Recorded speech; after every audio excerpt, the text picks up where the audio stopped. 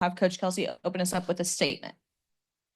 I want to give Indiana a lot of credit. They're extremely talented, very well coached, very, very difficult to prepare for.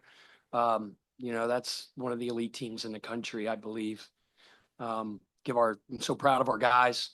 Um, their defensive effort. I just thought they played with such tenacity and grit, so much activity, and we were fortunate to come out with a win. Obviously, the caliber of teams in this tournament, you can enjoy the win for about 1 minute and 47 seconds.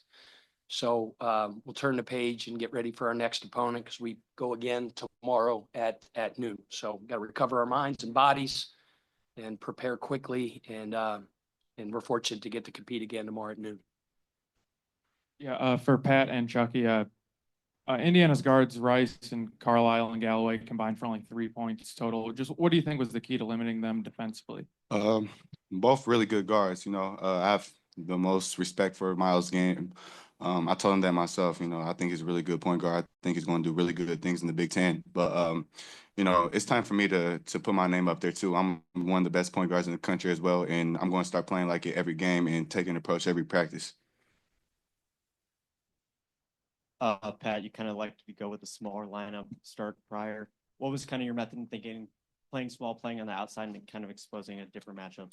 Yeah, you're making me sound way smarter than I am. I love James Scott like I love to breathe, and he's one of the most accountable players I've ever coached. But he was about 12.4 seconds left for a walkthrough before we left. So that's one way to lose your starting position. You said how we started? Is that what you asked? Why we started small? Yes. Yeah. Yeah, James Scott was been in the starting lineup for the last 4 months, but he was 12.5 seconds late for a walkthrough. So that took him out of the starting lineup and put Kaysen in. But it ended up being really good for us that we played small. It's just how we are. I'm not all that concerned with who starts and who doesn't start. That's earned every stinking day in practice. And I love James Scott, so I didn't mean to put him on blast in front of millions of people because there's not a harder working, more conscientious guy in the country, but culture eats strategy for lunch, and the standard is the gosh darn Pittsburgh Steelers say, and I don't like the Steelers, but 12.5 seconds late is the same thing as being an hour late. Yeah, Coach. Wanted to get your thoughts. You guys, I think, had 10 threes with, I think it was around 7 or 8 minutes to go. And when you built, I believe it's 38-point lead. Just what were the things that you looked at and said, okay, these are things that are going to get us threes against Indiana? And yeah, I know you guys shoot them anyway. I was just curious, kind of like what you saw in this particular game. Well, I mentioned at the beginning, they're very good, very talented, and they have a very good scheme. We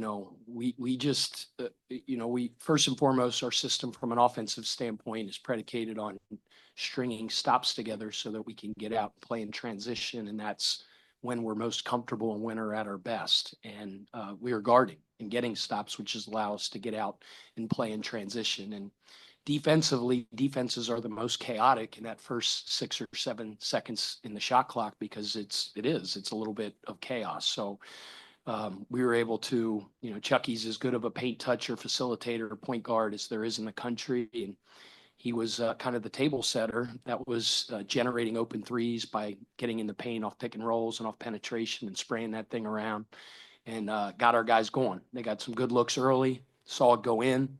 That's what's great. What's awesome about Noah, Noah hasn't shot it to kind of his standard or what his bubblegum card has said to this point. But like that cat just stays in the gym. He doesn't blink an eye when he misses. I smile when he misses because I want the next one to go up.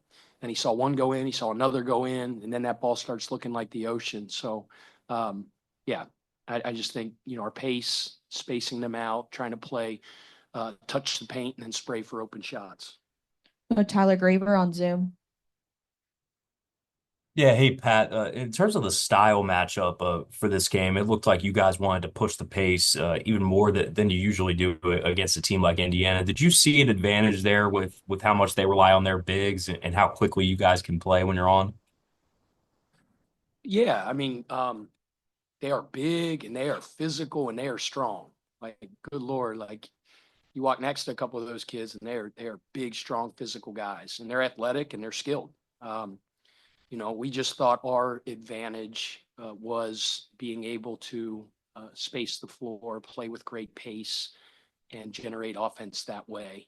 Every team's going to play to their strengths. Now, listen, that's not to say Indiana doesn't excel in transition. In fact, I think that's one of the things they do the best. I mean, we focused a lot on their transition offense. If you look at the 380 clips of the offensive long edit that my assistant gave me right after we played Winthrop the other day, I mean, the first 120 of them were transition, whether it's on ball speed, with number one, big boy running to the rim, kick aheads, catching, we post ups early, ball screens early. We really, really focused, on their transition first and foremost, but that's kind of our deal and what we do best.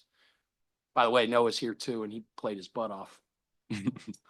Corey Bozemer on Zoom.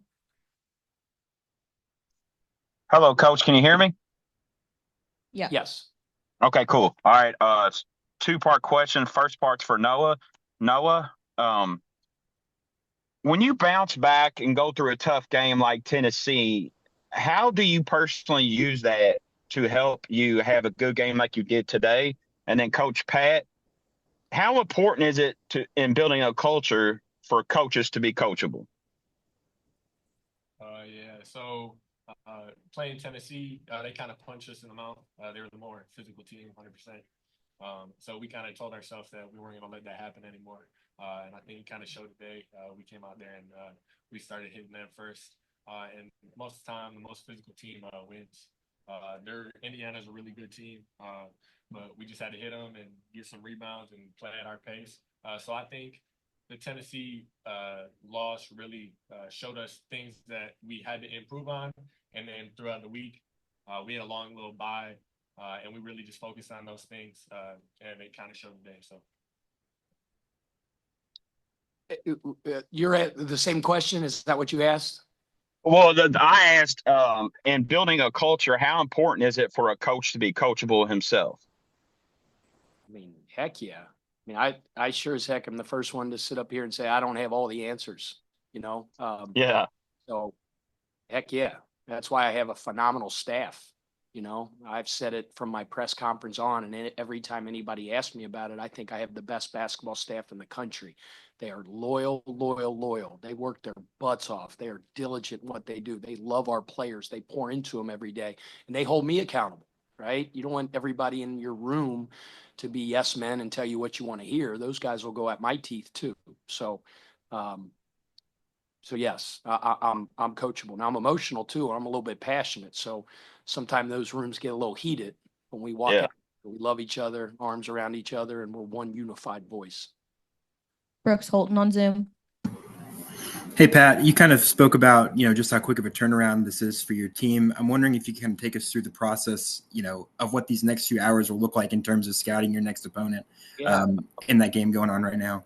This one's over. We always say we enjoy the wins because wins are hard to get. Usually it's like, hey, enjoy it tonight, wake up tomorrow, it's over. We had to turn the page to the next game the moment we walked out of that locker room because we're going to play a big-time heavy-hitting team tomorrow at noon. So with these guys, it's about getting off their feet. It's about recovering. They got to get out of this press conference so they can go get off their feet, get some sleep, hydrate, eat. Coaches will be pouring over tape. Obviously, we don't know who our opponent is yet. That game's starting. So I'll go in and watch the rest of that one so I can put my eyeballs on both of the teams. And then we'll prepare the rest of the day. We'll get back together with the team later on tonight. Try to be short and sweet with our prep, focus on our principles.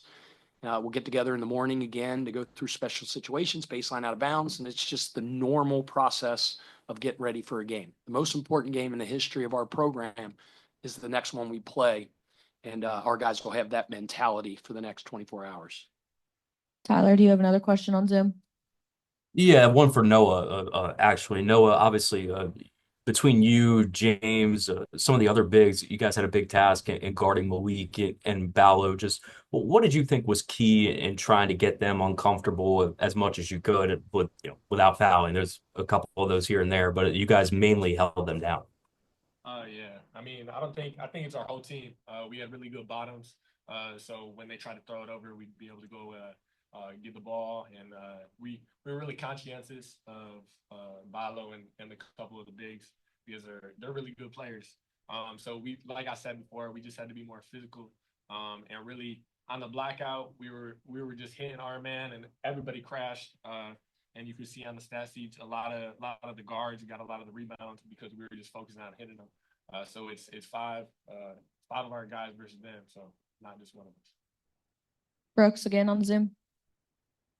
Yeah, this question's for Chucky. You talked yesterday about just kind of having like like a little bit of extra I guess juice for this game since you lost to Indiana last year and the last time you played at Wisconsin.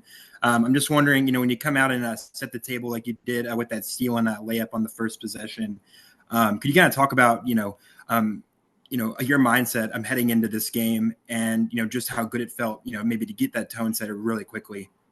Yeah, really just can't be this mindset just against this one team. It's got to be a mindset every game. That's the way I got to play every time I step on the floor. Just getting that first defense stop, getting a kill, which is 3 shots in a row to start the game. And, that's what we're going to have to do if we want to be these good teams. And we're going to have to be the more physical teams every time we play a team. All right. Thank you all.